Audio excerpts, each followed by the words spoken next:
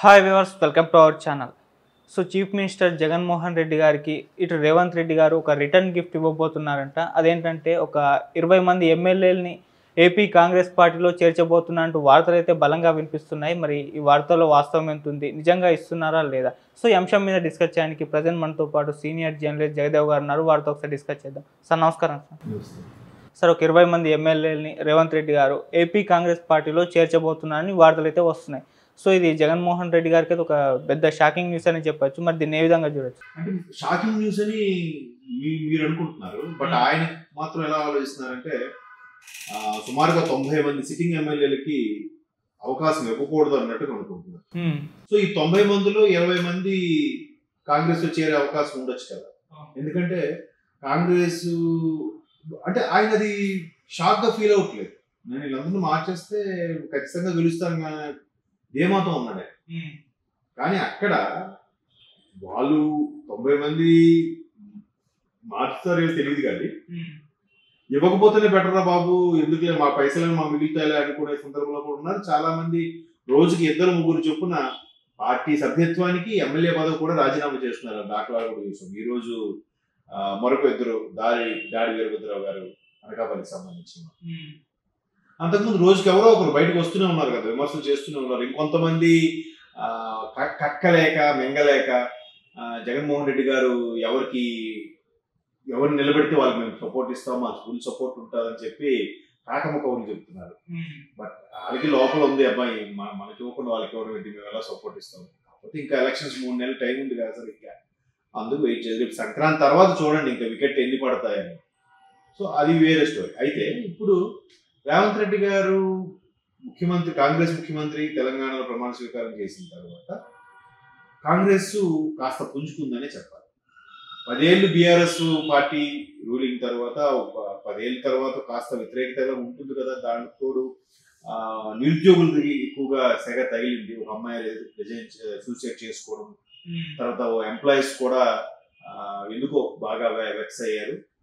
కొన్ని విషయాల్లో ఇప్పుడు మేడిగడ్డ లాంటివి ఏవో చిన్న అపస్సులు, చిన్న మంచి ప్రాజెక్ట్ అది సహజం. అంత పెద్ద జరిగినప్పుడు చిన్న అపస్సులు జరుగుతుంటాయి కదా. అలా జరగడం మొత్తానికి బ్యాడ్ అయింది. కాంగ్రెస్ బాగా పుంజుకుంది, గవర్నమెంట్ ఫామ్ చేసింది. బీఆర్ఎస్ కూడా 39 అంటే తక్కువేం కాదు, నాట్ ఏ జోక్. అయితే ఇప్పుడు రేవంత్ రెడ్డి గారు కాంగ్రెస్ అయిన తర్వాత మెల్లగా ఆంధ్రాలో కూడా కాంగ్రెస్ ని పుంజుకునేలాగా తీసుకొద్దామని ఒక ఆలోచనతో ఉన్నారు. మరలా సౌత్ లో బాగా వేయాలని కాంగ్రెస్. అయితే దీనికి షర్మిల గారిని కూడా వాడుకునే ప్రయత్నం చేస్తున్నారు. షర్మిల గారు ఆల్రెడీ కాంగ్రెస్ తో పొత్తు పెట్టుకుంటారని వార్తలు వచ్చాయి, పెట్టుకోలేదు. తర్వాత బయట నుండి మద్దతు ఇస్తామని చెప్పారు, అలాగే ఇచ్చారు, ఎక్కడ పోటీ చేయలేదు. సో ఇప్పుడు ఆవిడ ప్రభుత్వ వ్యతిరేక ఓటును చీలిపోకుండా సాయపడ్డారు కాబట్టి ఇప్పుడు ఆవిడకు కీలక పదవి ఇద్దామన్న ఆలోచన కూడా అధిష్టానం ఉంది. అది ఆల్రెడీ వార్తలు వచ్చాయి. ఇవాళ ఆవిడ ఒప్పుకోవడం కూడా జరిగింది. పిసిసి చీఫ్ గా, ఆంధ్ర పిసిసి చీఫ్ గా వచ్చే అవకాశం ఉంది. అయితే అలా వస్తూనే ఖచ్చితంగా బ్లడ్ రిలేషన్ ఎన్ననుకున్న అన్నయ్య కాబట్టి రాజశేఖర రెడ్డి బిడ్డలుగా ఇద్దరు టగాఫర్ గా బయట ప్రపంచంలో కొట్టుకున్నట్టుగా, రాజకీయ పరంగా అభిప్రాయ భేదాలతో విడిపోయారు అనే వార్తలు వస్తే కొద్దిగా కుటుంబానికి ఇబ్బంది కలుగుతుందని మేబీ అంటే నేను అనుకుంటున్నాను. ఆవిడ ఆలోచించి ఏఐసిసిలో కీలక పదవి ఆశిస్తున్నారని అనుకుంటున్నాను. ఇక్కడికి వచ్చాక పిసిసి చీఫ్ అయితే అక్కడ తప్పో ఒప్పో నిజంగా జగన్మోహన్ రెడ్డి గారు మంచి చేసినా చెడు చేసినా ప్రతిపక్షంగా పొగడకూడదు, ఏదో అనాలి, బురద చల్లాలి. అండ్ మోర్ ఓవర్ వాళ్ళు అన్నా చెల్లెల మధ్య ఎప్పటి నుంచో అభిప్రాయ భేదాలు ఉన్నాయి, పొరపక్షాలు ఉన్నాయని కూడా చాలా సందర్భాల్లో మనం విన్నాం, సోషల్ మీడియాలో కూడా చూసాం. ఎందుకంటే దానికి రీసెంట్ గా జరిగిన ఉదాహరణ కారణం ఎట్లా అంటే ఈవిడ కాంగ్రెస్ కి మద్దతు ఇస్తారన్న నేపథ్యంలో సజ్జల రామకృష్ణారెడ్డి గారి ఒక వ్యాఖ్య చేశారు. కాంగ్రెస్ జగన్మోహన్ రెడ్డి గారిని ఇట్లా ఆడుకుంది, ఆయన్ని చాలా ఇబ్బంది పెట్టింది, అటువంటి కాంగ్రెస్ పార్టీతో ఈవిడ పొత్తు పెట్టుకోవడం నాకే అర్థం కావలేదు అన్నట్టుగా వ్యాఖ్య చేస్తే, అప్పుడు ఒక మీడియా మిత్రుడు అడిగిన ప్రశ్నకి ఆవిడ ఏం చెప్పారంటే, ఒకప్పుడు మాకు ఇక్కడికి వచ్చేసాం, మేము మాతో సంబంధం లేదన్న వారు ఇప్పుడు మళ్ళీ మా గురించి మాట్లాడుతున్నారంటే మళ్ళీ మాతో సంబంధం కలుపుకోవాలని చూస్తున్నారా అని అన్నారు. అంటే ఆల్రెడీ సంబంధం లేదన్నట్టుగా ఆవిడే చెప్పారు. అలాగే ఒక ప్రైవేట్ ఛానల్కి ఇచ్చిన ఇంటర్వ్యూలో కూడా నేను, నా భర్త అనిల్ గారు, అలాగే తల్లి విజయమ్మ గారు కూడా ఎంత కష్టపడ్డా కూడా పార్టీని స్థాయిని నిలబడడానికి మాకు ఎప్పుడు ఏనాడు గుర్తింపు దక్కలేదు, అందుకే మేము ఇలా వచ్చేసాం అన్నట్టుగా, అంటే ఆ వ్యాఖ్యలు ఏంటంటే నాకు గుర్తులేదు కానీ భావం అయితే అదే, అలా వచ్చేలాగా మాట్లాడారు. సో ఇవన్నీ వెరసి చూసి మొత్తానికి అభిప్రాయ భేదాలు ఉన్నట్టుగా కూడా మనకు సుస్పష్టం. అయితే ఇప్పుడు కాంగ్రెస్ కానీ పిసిసి చీఫ్ గా ప్రకటించేసి ప్రమాణ స్వీకారం అంతా అయిపోతే కనుక ఖచ్చితంగా ఇంకా అభిప్రాయ భేదాలు పెరిగే అవకాశం కూడా ఉంది. మరోవైపు ఆవిడ్ని బుచ్చగించడానికో లేదా ఆవిడతో సహేది కుదరడానికి జగన్ బాబాయ్ వరుస అయిన వైవి సుబ్బారెడ్డి గారు కూడా దానికోసం పంపించారన్నట్టుగా చాలా వార్తలు ఉన్నాయి. సో ఇదంతా వేరే స్టోరీ. ఇలా అయితే మొత్తానికి పిసిసి చీఫ్ గా ఈవిడ అయితే ఎలాగో రాజశేఖర రెడ్డి గారు పెట్టే కాబట్టి కాంగ్రెస్ ఆల్మోస్ట్ ఆల్ అక్కడ భూస్థాపితం అయిపోయింది కాబట్టి దానికి కాస్త అంటే ఈసారి ఎలక్షన్ లో వచ్చేస్తుంది అంట. జస్ట్ ఓటింగ్ పర్సంటేజ్ పెంచుకొని మమ అనిపించుకునేలాగా ఉండే విధంగా తీసుకొచ్చే ప్రయత్నం చేస్తుంది. దానికి రేవంత్ రెడ్డి కూడా అటువంటి ఒప్పందాలతోనే ఆయన పిసిసి చీఫ్ అయ్యారన్నట్టు కూడా కొన్ని వార్తలు ఉన్నాయి. తెలంగాణ పిసిసి చీఫ్ అవుతూనే ఒకవేళ గవర్నమెంట్ ఫామ్ అయ్యాక ముఖ్యమంత్రి అభ్యర్థిగా తనను ప్రకటించుకునేలాగా పక్కన ఆంధ్రాలో కూడా కాంగ్రెస్ కాస్త పైకి తీసుకొచ్చే ప్రయత్నంలా కూడా ఉన్నాయంట. ఒకవేళ అలాగానైతే ఖచ్చితంగా ఆయన మళ్ళీ ఇక్కడ ఒకప్పుడు టీడీపీలో బలంగా పనిచేసిన వ్యక్తే కాబట్టి ఎట్లా ఇక్కడ టీడీపీ గవర్నమెంట్ ఫామ్ అయినా లేదా టీడీపీతో ఉన్న సత్సంబంధ నేపథ్యంలో కాంగ్రెస్ ని కాస్త పైకి తీసుకొచ్చే ప్రయత్నం చేస్తే చేయొచ్చు. సో దానికి వైసీపీ నుంచి ఆల్రెడీ ఎవరెవరికైతే టికెట్ రావాలనుకుంటున్నా వాళ్ళందరూ ఇంకా ఆప్షన్ లేదు. టీడీపీ జనసేనకి వెళ్ళడానికి కూడా ఆప్షన్స్ లేవు కాబట్టి ఖచ్చితంగా కాంగ్రెస్ లోకి వెళ్ళాలి. సో అప్పుడు రేవంత్ రెడ్డి గారు 20 ఏంటి 50 మంది కూడా తీసుకోవచ్చు. ఎందుకంటే టీడీపీ జనసేనకి అవకాశం లేదంటున్నాను. ఆల్రెడీ టీడీపీ జనసేనకే సీటు సర్దుబాటులో ఇప్పటికే వీరికి 30 స్థానాలు ఇస్తామని అంటున్నారు. వాళ్ళు కనీసం ఒక 150 స్థానాలు 140 స్థానాలకు పోటీ చేస్తున్నారు.